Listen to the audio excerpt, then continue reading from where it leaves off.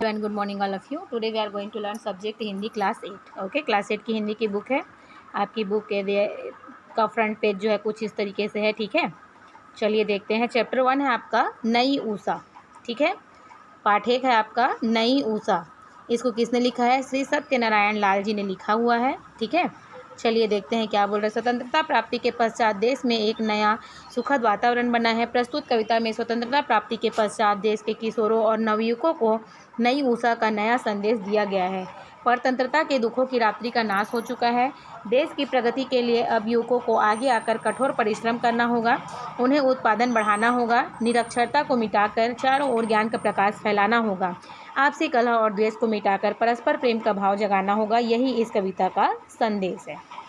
ठीक है, इसका सारांश जो है क्या है कि इस कविता में कवि ने नवयुवकों को देश के नवनिर्माण के लिए कर्म पथ पर जो है आगे बढ़ते रहने का क्या किया है? संदेश दिया हुआ है। कवि के अनुसार जो है परतंत्रता के दुखों की रात्रि जो है क्या हुई है? बीत चुकी है। अब हम जो है स्वतंत्र हो चुके हैं। नया प्रभात द्वार पर जो है दस्तक दे रहा है ना। ऐसे में देश की प्रगति के लिए नवयुवकों को जो है क्या करना पड़ेगा? कड़ा परिश्रम करना होगा। उन्हें बाधाओं पर विजय प्राप्त करते हुए देश को आत्मनिर्भर बनाना होगा। निरक्षरता को दूर कर ज्ञान का प्रकाश फैलाना होगा। आपसी कलह और द्वेष को भूलकर आपस में प्रेम और भाईचारे का भाव जो है जगाना होगा। यही जो है इस कविता का क्या है? संदेश है कि हमको किस तरीके से रहना है और किस तरीके से हमको स्वतंत्रता प्राप्ति के पश्चात अपने देश को आगे लेकर जाना है। ठीक है, चलिए। उठो नई किरण लिए जगा रही नई ऊषा, उठो उठो नए संदेश दे रही दिशा दिशा।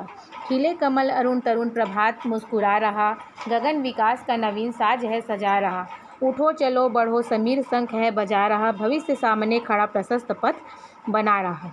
ठीक है, ये जो है एक कविता है। इसको आपको कविता की तरह गा भी सकते हो आप। ठीक है, उठो कि सींच स्वेद से करो धरा को उर्वरा, कि सस्य श्यामला सदा बनी रहे वसुंधरा। अभय चरण बढ़े समान फूल और शूल पर, की हो समान स्नेह स्वर्ण राशि और धूल पर। सुकर्म ज्ञान ज्योति से स्वदेश जगमगा उठे, कि स्वाश्रयी समाज हो कि प्राण प्राण गा उठे। सुरभि मनुष्य मात्र में भरे विवेक ज्ञान की, सहानुभूति सख्य सत्य प्रेम आत्मदान की। प्रवाह स्नेह का प्रत्येक प्राण में पला करे, प्रदीप ज्ञान का प्रत्येक गेह में जला करे। उठो की बीत है चली प्रमाद की महानिशा, उठो नई किरण लिए जगा रही नई ऊषा। ठीक है, ये आपका कविता है नई ऊषा जो है। इसको आप अच्छे से गाइएगा। ठीक है, अगर आप स्कूल पे होते तो इसको आपको अच्छे से सिंगर सॉन्ग करवाया जाता, बट आप स्कूल पे नहीं हो इसलिए आपको इसको ऐसे ही पढ़ा रहे हैं। ठीक है, चलिए देखते हैं। उठो नई किरण लिए जगा रही नई ऊषा, उठो उठो नए देश दे रही दिशा दिशा।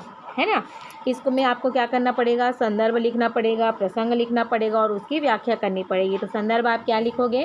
प्रस्तुत पद्यांश हमारी पाठ्य पुस्तक छत्तीसगढ़ भारती के पाठ नई ऊषा से लिया गया है।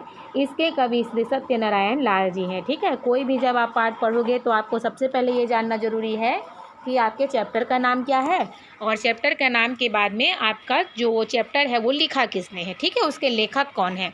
इससे आपको क्या होता है? संदर्भ बनाने में आपको इजी हो जाता है। ठीक है, तो आप क्या करोगे? संदर्भ में क्या लिखोगे? प्रस्तुत पद्यांश हमारी पाठ्य पुस्तक छत्तीसगढ़ भारती के पाठ नई ऊषा से लिया गया है।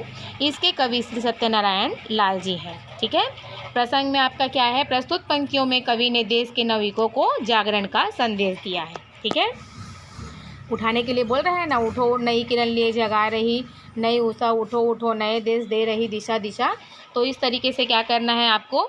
इसको बताना है। ठीक है, प्रस्तुत पंक्ति में कवि ने देश के नवयुवकों को जागरण का संदेश दिया है। इसकी व्याख्या करते हैं। चलिए, इसकी व्याख्या में क्या लिखेंगे? कवि देश के नवयुवकों से कह रहे हैं कि अब सोने का वक्त नहीं है। परतंत्रता रूपी रात्रि जो है क्या हो गई है? बीत चुकी है। स्वतंत्रता का नया प्रभात द्वार पर दस्तक दे रहा है। चारों ओर उजाला फैल गया है। ऐसे में प्रत्येक दिशा में यह संदेश दे रही है कि अब उठो और कर्म में जुट जाओ। ठीक है, कवि देश के नवयुवकों को क्या कह रहे हैं कि अब सोने का वक्त नहीं है। परतंत्रता रूपी जो रात्रि है वो क्या हुई है? बीत चुकी है, चली गई है। स्वतंत्रता का नया प्रभात द्वार पर जो है दस्तक दे रहा है। चारों ओर उजाला फैल गया है। ऐसे में प्रत्येक दिशा यह संदेश दे रही है कि अब उठो और कर्म में जुट जाओ।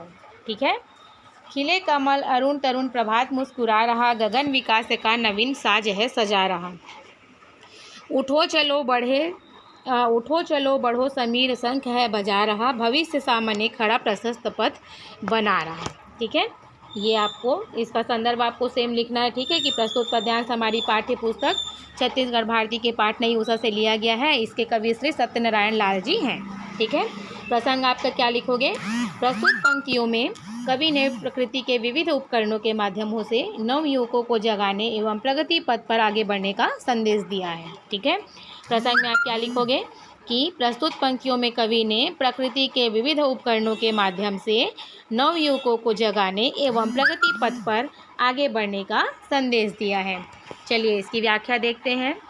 कवि कहते हैं कि आज़ादी की नई सुबह मुस्कुरा रही है, चारों ओर खुशियों की लालिमा फैल रही है, उम्मीदों के जो है कमल जो है खिल गए हैं, आकाश जैसे विकास के नए गीत गा रहा है ना। आकाश जैसे विकास के नए गीत गाने के लिए विभिन्न साजों को सजा रहा है। हवाएं जो है जैसे शंख की मंगल ध्वनि कर रही है, इसलिए हे नवयुवकों उठो और आगे बढ़ो, तुम्हारे सामने तुम्हारा भविष्य जो है खड़ा हुआ है, जो स्वयं तुम्हारा रास्ता बना रहा है। ठीक है, तरुण प्रभात मुस्कुरा रहा। कवि कहते हैं कि आज़ादी की नई सुबह जो है मुस्कुरा रही है, चारों ओर खुशियों की लालिमा फैल रही है, उम्मीदों के कमल जो है खिल गए हैं, आकाश जैसे विकास के नए गीत गाने के लिए विभिन्न साजों को सजा रहा है, इसलिए हे नवयुवकों हवाएं जैसे शंख की मंगल ध्वनि कर रही है, इसलिए हे नवयुवकों उठो और आगे बढ़ो, तुम्हारा भविष्य जो है सामने खड़ा है और स्वयं तुम्हारा रास्ता बना रहा है। ठीक है, नेक्स्ट आपका चलिए। उठो की सींच स्वेद से करो धरा को उर्वरा, कि सस्य श्यामला सदा बनी रहे वसुंधरा, अभय चरण बढ़े समान फूल और सूल पर, कि हो समान स्नेह स्वर्ण राशि और धूल पर। प्रस्तुत पंक्तियों में कवि ने नवयुवकों को क्या है कठोर परिश्रम करने के लिए प्रेरित किया है। संदर्भ आप क्या लिखोगे? सेम टू सेम वही लिखोगे कि प्रस्तुत पद्यांश हमारी पाठ्य पुस्तक छत्तीसगढ़ भारती के पाठ नई उषा से लिया गया है। इसके कवि श्री सत्यनारायण लाल जी हैं करके। ठीक है, चलिए इसकी व्याख्या देखते हैं। प्रसंग क्या है इसका? प्रस्तुत पंक्तियों में कवि ने नवयुवकों को कठोर परिश्रम करने के लिए जो है क्या किया है? प्रेरित किया है। ठीक है, व्याख्या देखते हैं।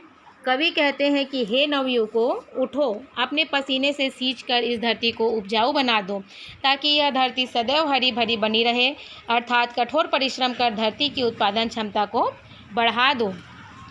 तुम्हारे रास्ते में फूल आए या कांटे, तुम्हें निर्भीकता के साथ जो है क्या करना है? आगे बढ़ते रहना है। ऐसे ही धन संपत्ति के साथ साथ धूल मिट्टी से भी प्रेम करना सीखो, ताकि यह देश प्रगति के पथ पर आगे बढ़ सके।